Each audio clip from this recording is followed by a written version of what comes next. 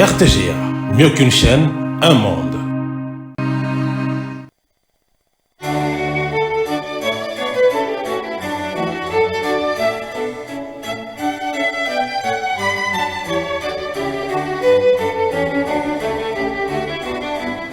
Ce journal vous est offert par Tango Protection.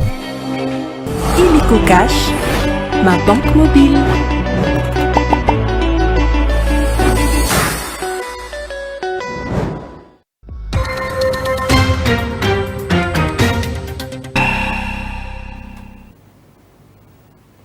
Bienvenue dans ce journal. Mesdames, Messieurs, voici les grandes lignes de l'actualité de ces jours. Investi le 20 janvier 2024 pour un second mandat, le président de la République, Félix Tshisekedi, totalise ce lundi 20 janvier 2025 une année à la tête de la République démocratique du Congo. Dans ce journal, nous allons revenir sur les 6 piliers du nouveau quinquennat de Félix Tshisekedi annoncé lors de son investiture.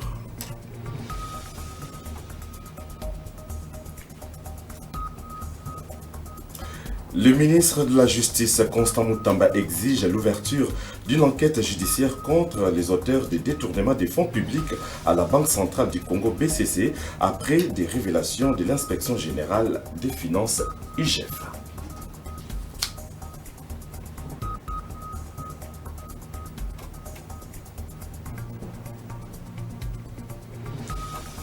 Et dans notre page rétrospective de la semaine, nous allons mettre un point sur la commémoration de nos héros nationaux, Laurent Désiré Kabila et Patrice Emery Lumumba, les 16 et les 17 janvier dernier.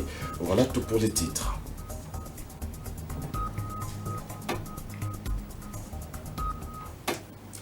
Le peuple congolais s'apprête à commémorer ce lundi 20 janvier 2025 l'an 1 du deuxième quinquennat du président de la République Félix-Antoine Tshisekedi, en effet proclamé vainqueur de l'élection présidentielle du 20 décembre 2023 avec 73,47% des suffrages exprimés. Félix Tshisekedi a prêté serment devant la Cour constitutionnelle le samedi 20 janvier 2024 au stade des Martyrs en présence de plusieurs chefs d'État des pays amis. Dans son allocution d'investiture, il a dévoilé les 6 piliers de son nouveau mandat, à savoir créer plus d'emplois, protéger les pouvoirs d'achat des ménages en stabilisant les taux d'échange, assurer avec efficacité la sécurité de la population et de leurs biens, poursuivre la diversification de l'économie, garantir plus d'accès aux services sociaux de base et renforcer l'efficacité des services publics. Et le samedi 19 janvier au Palais de la Nation à Kinshasa, le chef de l'État Félix Tshisekedi a présidé la cérémonie solennelle de présentation plutôt des vœux au corps diplomatique accrédité en République démocratique du Congo. Dans son allocution, le président congolais a réitéré sa fermeté dans les dialogues avec les mouvements rebelles du M23 soutenus par le Rwanda. Dieu merci Diaka et Peggy Pereira. Félix-Antoine Tshisekedi Tshilombo demeure ferme et catégorique vis-à-vis du mouvement terroriste et armé M23 soutenu par les Rwandais.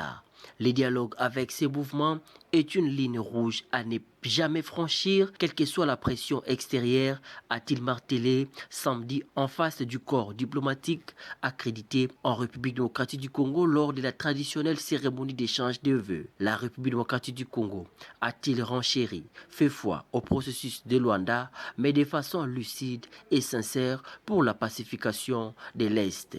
L'annulation du sommet tripartite du processus de Luanda, prévu le 15 décembre 2024, du fait de l'absence du président rwandais et de l'introduction par la délégation rwandaise d'une nouvelle condition préalable, à savoir l'exigence d'un dialogue direct entre la République démocratique du Congo et le groupe terroriste du M23, témoigne du peu de considération accordée par nos voisins aux efforts de paix.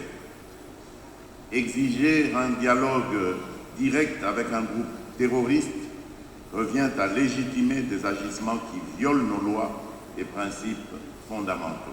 Prenant la parole à l'introduction de cette cérémonie, l'ambassadeur plénipotentiaire du Maroc, Rachid Agassim, en sa qualité de doyen ad interim, a présenté au nom de la communauté diplomatique accréditée en République démocratique du Congo ses meilleurs vœux au président de la République et au peuple congolais à qui il a réitéré son engagement de partenariat pour un meilleur avenir.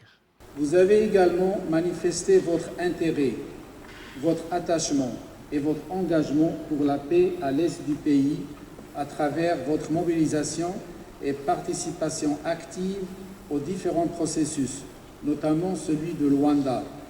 À cet égard, je tiens à rassurer votre Excellence de l'engagement constructif des pays représentés en République démocratique du Congo pour l'instauration d'une paix durable à l'est de la République.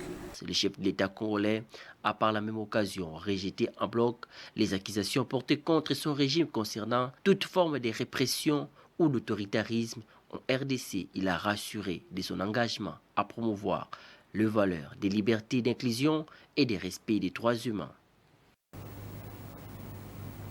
Et parmi les diplomates présents à cette rencontre, celui des États-Unis d'Amérique a figuré en bonne place. Les USA qui sont dans la fièvre de l'investiture dès ce lundi 20 janvier 2025 de leur 45e président Donald Trump.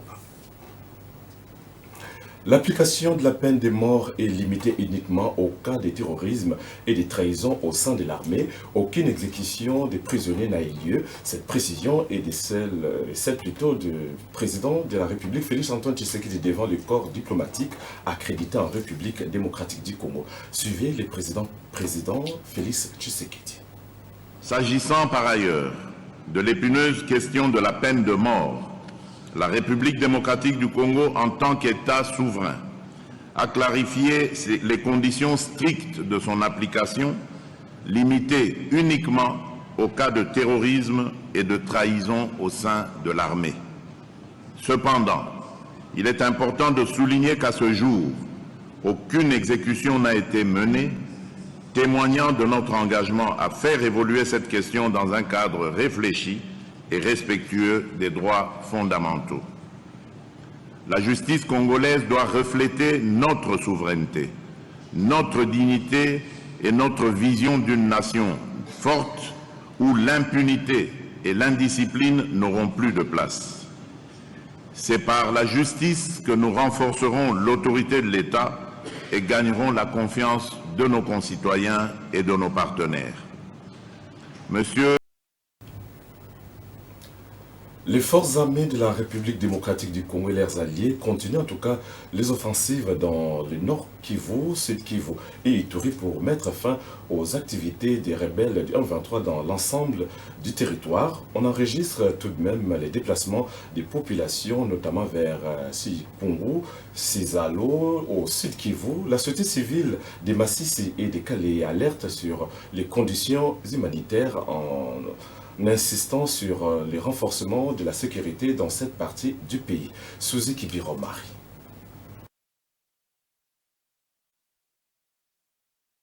Les combats opposent les forces armées de la République démocratique du Congo et ses alliés aux rebelles du M23 AFC et s'étendent déjà vers le territoire de Calais au sud Kivu. C'est depuis le 18 janvier dans la matinée autour de la localité d'Engungu Kasake et sur l'axe Bitoga dans le groupement Mufuni-Nchanga en territoire de Massissi dans le nord Kivu que se sont poursuivis jusque tard dans la nuit les combats. Selon les sources locales, ces affrontements se sont même rapprochés de l'axe Kachovu-Lubichi à Calais. Les témoins rapportent que ce dimanche 19 janvier dans la matinée, des mouvements de rebelles du M23 seraient également observés sur les axes Changungu, Ziralo et Lubichi, Ruzirantaka au sud Kivu, augmentant la panique dans la zone et obligeant de nombreux habitants des villages Kachovu, Luzirantaka, Nganjo, Lubono et Lubichi à fuir vers Tuchunguti dans le groupement de Ziralo et d'autres vers Numbi, chefferie de Bahavu à Calais. Le porte-parole militaire au Nord Kivu, le lieutenant-colonel Guillaume Ndjike, s'est réservé de tout commentaire, précisant toutefois que cette situation se déroule en dehors de sa juridiction. La société civile de Massissi se dit inquiète de l'instabilité sécuritaire et humanitaire qu'engendrent ces combats. Abondant dans le même sens, les acteurs de la société civile de Calais plaident de leur côté pour le renforcement de la sécurité afin d'empêcher la progression des rebelles du M23 vers le Sud Kivu. La radio onusienne annonce également que 2 militaires tués et 10 autres blessés dans une embuscade tendue par les miliciens Maï-Maï à Mabambi Lubero. En Ituri, le chef du secteur de Walendu Pichi appelle le groupement armé Codeco à déposer les armes. Félix Tshisekedi, chef de l'État congolais, a appelé à des sanctions contre le Rwanda et exclu tout dialogue avec le M23. La base militaire de Kitona Mwanda dans le Congo central visitée ce dimanche 19 janvier 2025 par le vice-premier ministre de la Défense nationale Guy Kabombo Mwadianvita. Pour la journée du samedi, les patrons de la Défense a visité l'unité d'artillerie aérienne, le commandement de la 12e région militaire et d'autres infrastructures des FARDC. Le ministre a présidé une séance de travail avec l'état-major et les 14e régions navale des FARDC. Suzy Kibira Omar, il nous en parle.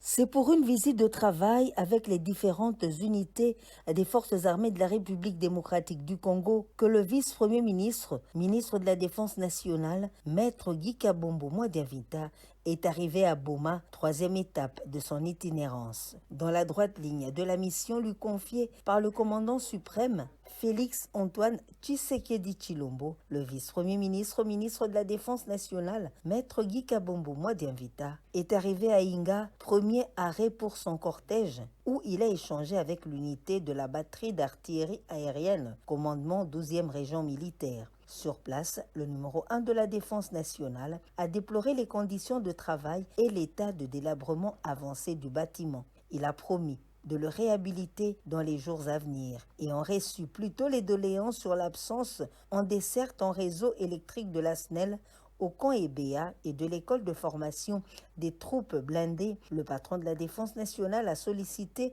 au directeur général de la SNEL une étude de faisabilité rapide en vue du raccordement au réseau électrique de la SNEL. C'est en début d'après-midi que le vice-premier ministre, ministre de la Défense nationale et ancien combattant, maître Guy Kabombo Mwadianvita, est arrivé à Boma où il a tenu une séance de travail avec l'état-major 14e groupement naval des FARDC. La RDC en des frontières lacustres poreuses avec la République de l'Angola. Après un briefing de la situation générale, maître Guy Kabombo Mwadianvita a été informé sur la situation générale de cette partie du Congo démocratique, VETER. S'en est suivi la visite de la prison Fronchika, une bâtisse de l'époque coloniale en état de délabrement avancé. Ensuite, le vice-premier ministre, ministre de la Défense nationale, a aussi visité la 142e base navale avant de prendre la route en destination de Mwanda. On en vient à cette nouvelle. Le ministre d'État en charge de la Justice et garde des Sceaux, Constant Mutamba, a ordonné l'ouverture d'une enquête judiciaire à l'encontre de plusieurs responsables de la Banque centrale du Congo BCC. Ils sont accusés d'avoir détourné près de 315 millions de dollars provenant des avances fiscales versées par la GECAMINE à l'État congolais entre 2012 et 2020. Des mandats d'arrêt internationaux ont été émis contre les suspects identifiés. Les accusations se basent sur un rapport de l'Inspection générale des finances, IGF.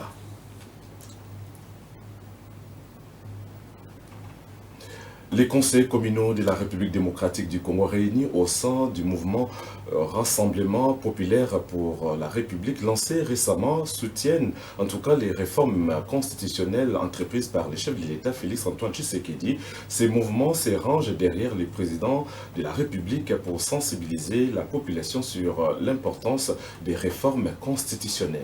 Dieu merci Diaka.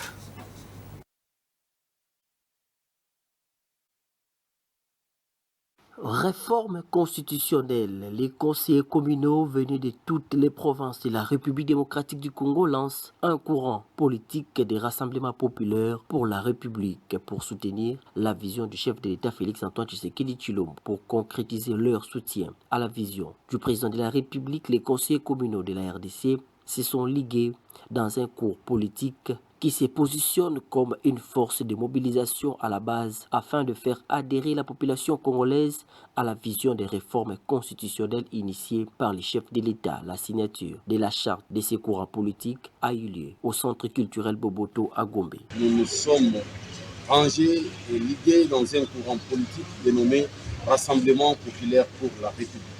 Rassemblement populaire pour la République qui n'est ni un parti politique, ni un regroupement politique, mais plutôt un rassemblement des élus locaux et des leaders d'opinion et des mouvements associatifs derrière la vision du chef de l'État.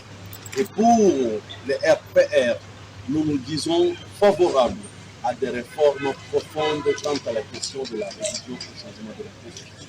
Les RPR s'alignent dans cette vision du président de la République et les RPR donnera ses opinions et sa position lors de la commission scientifique qui sera mise en place par son Excellence Monsieur le Président de la République. Et nous allons nous mobiliser parce que nous avons pris l'option de dire clairement haut et fort que l'actuelle constitution congolaise est devenue obsolète. Regroupant les élus locaux, les leaders des mouvements associatifs et les personnalités indépendantes, le Rassemblement populaire pour la République n'est ni un parti politique ni un regroupement politique. Les conseillers communaux venus de plusieurs provinces ont apposé individuellement leur signature à la charte constitutive du Rassemblement populaire pour la République. La restauration du Congrès national congolais CNC est une stratégie politique voulue par les leaders du parti pour remettre au CNC d'atteindre ses nouveaux objectifs. La précision est du secrétaire national à la communication et médias du parti de Pius Mwabilou. Sélé Kanangui l'a s'est ainsi exprimé samedi en Mbuji-Mayi, chef-lieu du Kasaï oriental, devant les militants réunis à la clôture des consultations politiques entamées depuis jeudi dernier. Reportage.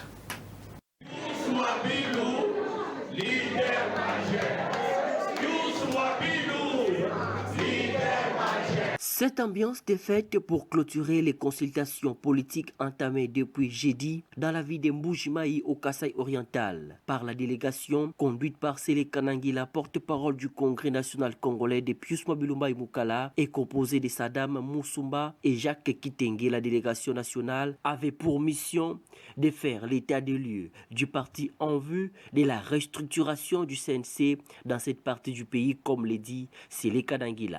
Nous venons évaluer le travail qui a été abattu et prendre des dispositions afin de rendre cette restructuration effective dans la province du Kasaï oriental, comme elle a été déjà dans d'autres provinces. Le porte-parole du Congrès national congolais a insisté sur la loyauté qui doit caractériser chaque militant du CNC. D'après lui, tout doit être mis en place pour que le Congrès national congolais joue les premiers rôles au Kasaï oriental. Et nous sommes porteurs d'un message d'espoir, un message d'assurance, un message de développement, un message de paix, pour dire aux Kassaïens qui nous suivent ici et ailleurs que le parti de Pius Mwabilou demeure à leur service, que le CNC demeure cet instrument politique, économique, social qui est mis à leur service. Et donc tous les Mbuji-Mayiens, tous les Kassaïens doivent comprendre que servir le pays derrière Tshisekedi, servir le pays derrière Mwabilou, c'est aimer ce pays. Nous n'avons que ce pays et nous devons les servir à jamais. L'étape de Mbuji-Mayi terminée, la délégation se rendra à Mweneditu. La restructuration du Congrès national congolais est donc en marche. Après l'étape de la Chopo, la ministre de l'Enseignement supérieur et universitaire Marie-Thérèse Sombo est attendue ce lundi 20 janvier 2025 à Kindu, chef-lieu de la province du Maniema. Information livrée par les présidents de la conférence des chefs d'établissement et d'enseignement supérieur et universitaire de la province du Maniema, le professeur Dr Deogracias Kimenia, recteur de l'INIKI. L'agenda de la ministre de l'ESU prévoit également des intenses activités scientifiques avec les établissements d'enseignement supérieur et universitaire de Kindu, dont l'ISTEM et l'INIKI. Suivi de Deogracias Kimenia, président de la conférence des établissements, des chefs d'établissement du Maniema, au micro de Roger Boulindanzenga. C'est l'arrivée ce lundi 20 janvier 2025 de la ministre de l'Enseignement supérieur et universitaire, son Excellence professeur Dr Marie-Thérèse Sombo Ayane Safi Mukuna, qui vient en visite de sa base, l'enseignement supérieur universitaire, à l'intérieur de la province du Maniema. Elle sera là, elle va procéder à plusieurs parrainages, entre autres le parrainage de la collation de master en santé ou en technique médicale à l'ISTEM Kindu. Il y a aussi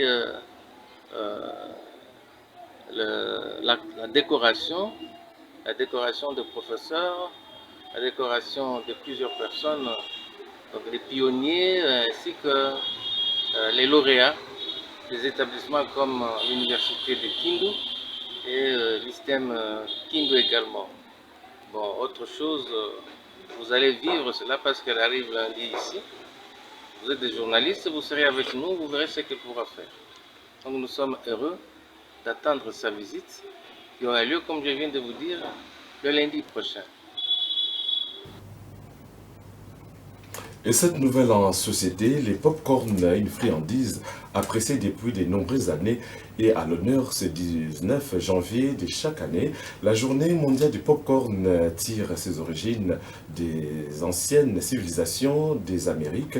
Très commercialisée, cette friandise à base de maïs a gagné en popularité en devenant un aliment incontournable dans les foires, les cirques et carnavals. L'historique du pop-corn dans ses papiers signés Suzuki Biraumari.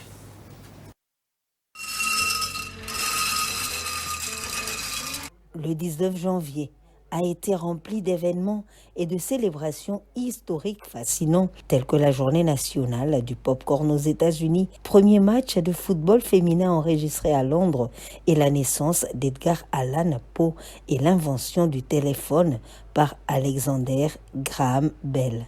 Les preuves archéologiques suggèrent que le popcorn était consommé bien avant notre ère, notamment en Amérique centrale, où les premières civilisations le considéraient comme un aliment de base et l'utilisaient même dans les cérémonies rituelles. En pleine crise économique, le cinéma cherche à attirer des clients en cherchant des solutions moins coûteuses. Ils se tournent alors vers le popcorn qu'ils peuvent produire sur place et vendre à bas prix. La transformation des grains de maïs en popcorn était considérée comme un processus magique symbolisant la fertilité, l'abondance et la purification spirituelle. La popularité et l'innovation du popcorn a gagné en popularité au cours du 19e siècle, devenant un aliment de base dans les foires, les cirques et les carnavals. Le rêve de popcorn peut évoquer des sentiments d'excitation, d'anticipation et de plaisir. Il symbolise un sentiment de plaisir et d'indulgence,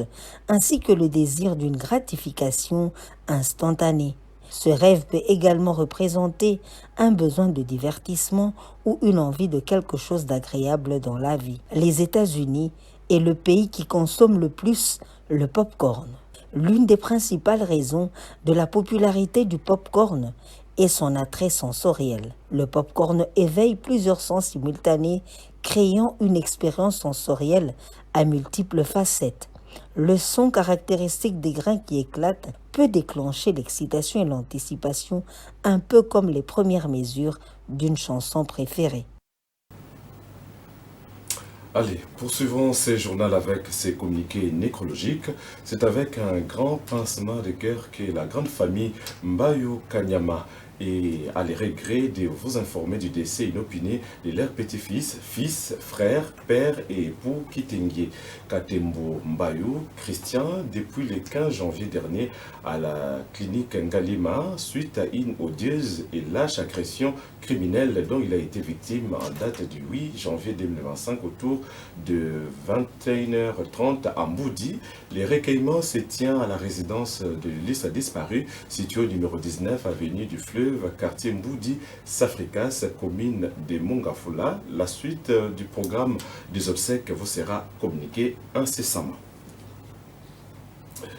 Et vous le savez, la République démocratique du Congo a commémoré le 16 janvier 2025 le 24e anniversaire de l'assassinat de son 3e président en la personne de Laurent Désiré Kabila, figure marquante de la résistance du nationalisme congolais. À l'occasion, un culte d'action de grâce a été organisé le jeudi en la cathédrale du centenaire protestant à Kinshasa. Dans sa prédication, le révérend Kwim Bibi, officiant du jour, a appelé la classe politique congolaise à l'unité pour vaincre l'ennemi du Congo. Elvis Ebama a signé ce reportage. Culte d'action des grâces ce jeudi 16 janvier 2025 à la cathédrale centenaire de l'église du Christ au Congo ECC pour commémorer le 24e anniversaire de la mort de Laurent Désiré Kabila, 3e président de la RDC, assassiné tragiquement. Le révérend docteur Kwimbibi Robert, officiant du jour, a axé sa prédication sur l'amour du prochain et de la patrie, héritage que misé Laurent Désiré Kabila a légué au peuple congolais. Et les oppressions de Moïse étaient dans ce sens. Aimez Dieu de tout votre cœur, de toute votre force, de toute votre âme, et par voie de conséquence, aimez le prochain, et enfin, aimez le pays.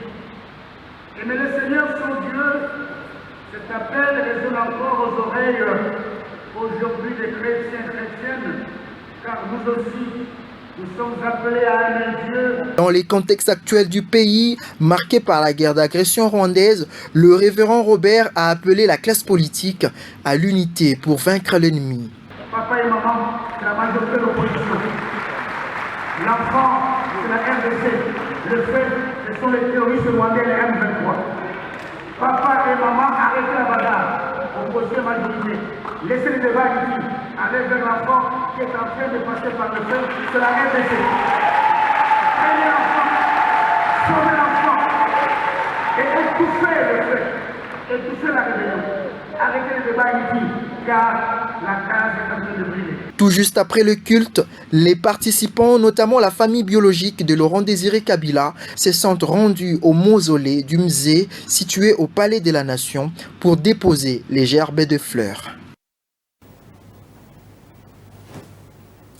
Et à l'occasion de la commémoration du 64e anniversaire de l'assassinat de Patrice Emery Lumumba, la première ministre Judith Suminwa Tuluka a convié dans son lieu de travail les élèves des 5 établissements scolaires, à savoir l'Institut Lumumba, lycée Monseigneur Chaumba, lycée Bosangani, Institut de la Gombe et Bosembo. L'objectif de cette visite est guidée des bureaux de la primature occupés par Lumumba il y a 64 ans était de transmettre l'héritage de ces héros nationaux dont le combat de la liberté et la dignité résonne encore dans les cœurs des Congolais au-delà des frontières. Jacques Moulouba.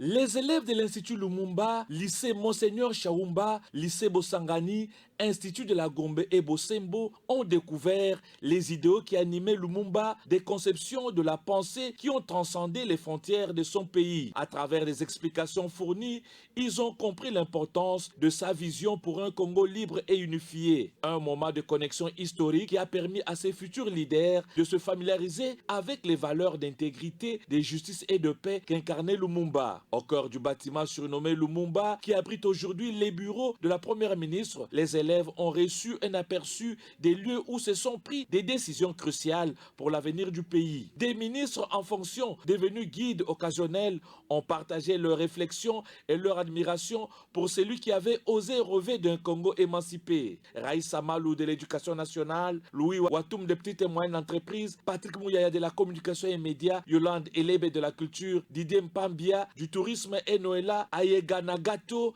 de la jeunesse ont entretenu les élèves dans divers compartiments de la primature. Le moment culminant de cette journée s'est tenu au jardin des premiers ministres, offrant une vue imprenable sur le majestueux fleuve Congo. C'est ici que les élèves ont récité des discours émouvants célébrant la vie et l'héritage de Lumumba. La première ministre, avec une approche décontractée et sans protocole, a échangé avec les élèves, créant un cadre chaleureux et accueillant. Les rires et les sourires se mêlaient aux larmes de souvenirs dans un acte symbolique fort, unissant les générations autour des valeurs de Lumumba. À travers cette commémoration, la première ministre a rappelé à tous l'importance de l'engagement citoyen et des luttes pour un Congo meilleur. Elle a encouragé les jeunes à être les acteurs du changement, à porter les idéaux de Lumumba dans leur cœur et à aller de l'avant avec courage et détermination. Visite a représenté des grandes heures d'éducation.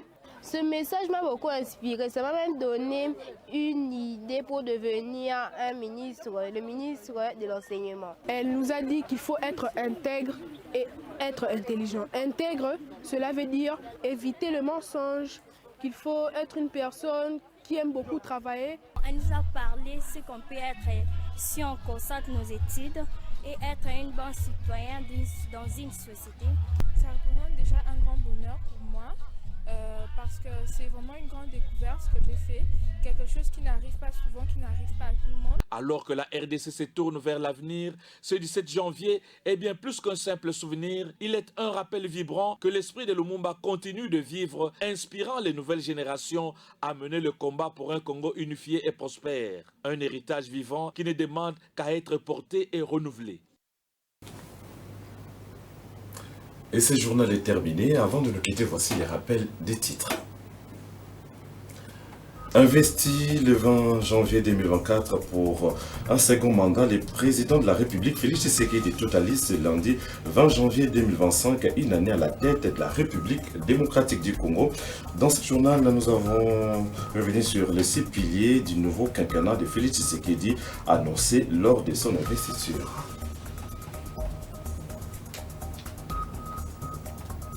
Et le ministre de la Justice, Constant Mutamba, exige l'ouverture d'une enquête judiciaire contre les auteurs de détournement des fonds publics à la Banque centrale du Congo BCC après les révélations de l'Inspection générale des finances IGF.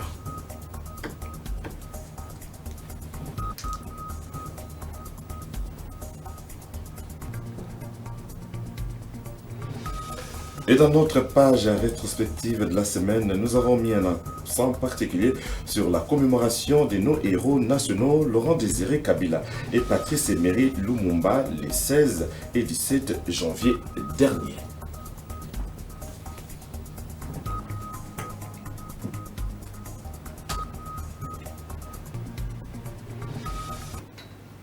Mesdames, Messieurs, merci de nous avoir suivis. Je vous retrouve prochainement. D'ici là, portez-vous bien. Au revoir.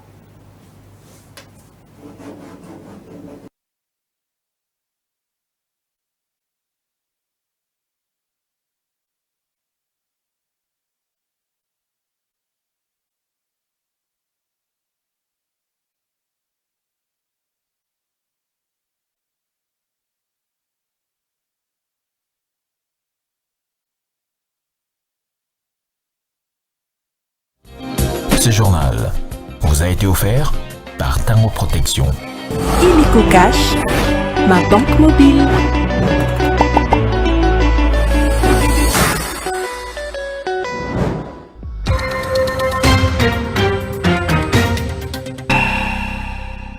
RTGA, mieux qu'une chaîne, un monde. RTGA, mieux qu'une chaîne, un monde. RTGA, mieux qu'une chaîne, un monde.